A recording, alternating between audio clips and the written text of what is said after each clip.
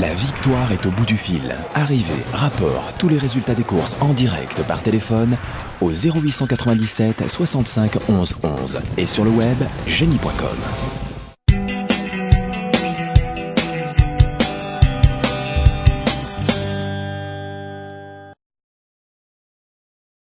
Avec l'évocation du numéro 9, Pearl of Charm, Johan, une pouliche qui est dotée d'un gros potentiel. Hein. Oui, Pearl of Charm, c'est vraiment pas mal. Elle a déjà gagné à Anguin et la dernière fois à Gragne, elle s'est très bien comportée alors qu'elle devait rendre 25 mètres. Cette fois, elle s'élancera au même poteau que ses adversaires. Elle s'annonce très dangereuse.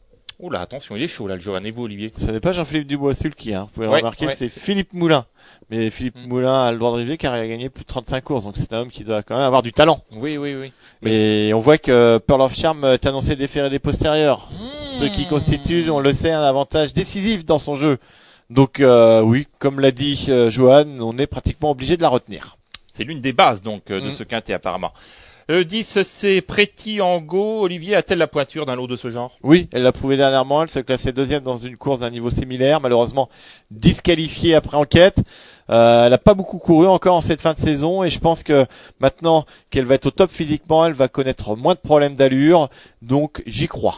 Oui, en plus, ça dépend d'un entraînement qui connaît une belle réussite en ce moment dans les quintets, Johan. Oui, tout à fait. Elle a été préservée justement par son entraîneur.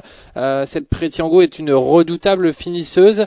Si elle ne rencontre pas de problème d'allure, elle peut remporter ce quintet plus. Très bien. Le 11, c'est Pavane, Johan. Quels seront ses atouts dans ce quintet?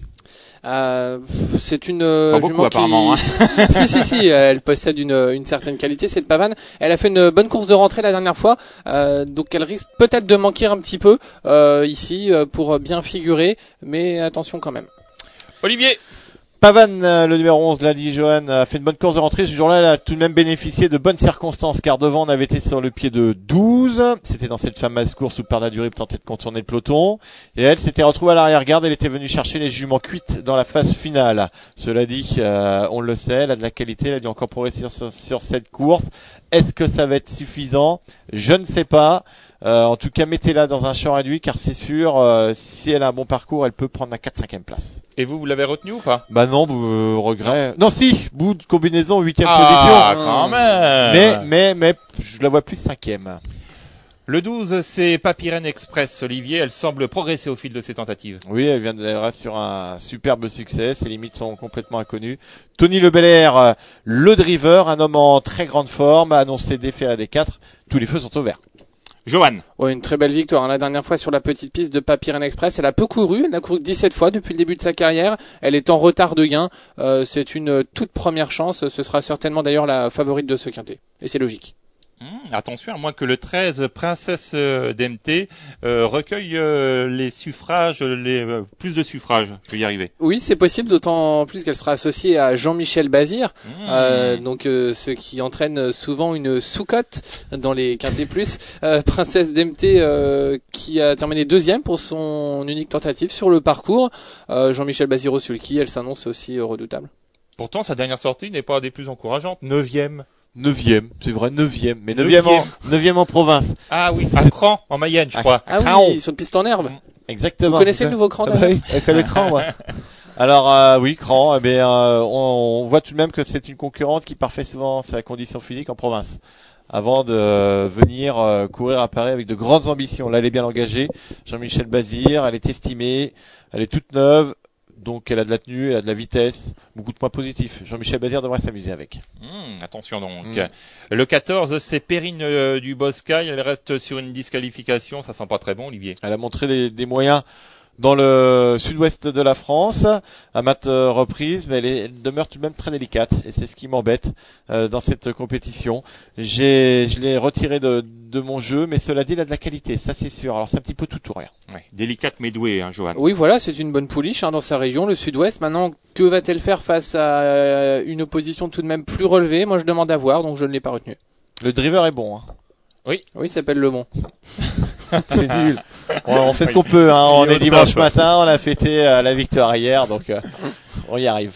Le 15, c'est Paix du beau voisin, Johan. C'est l'un des deux atouts de l'incontournable Pierre Lévesque. Oui, notre super consultant Pierre Lévesque, qui présente donc Paix du beau voisin, qui a déjà gagné sur ce parcours. La dernière fois, elle était en elle était très jouée, pardon, lorsqu'elle a été disqualifiée.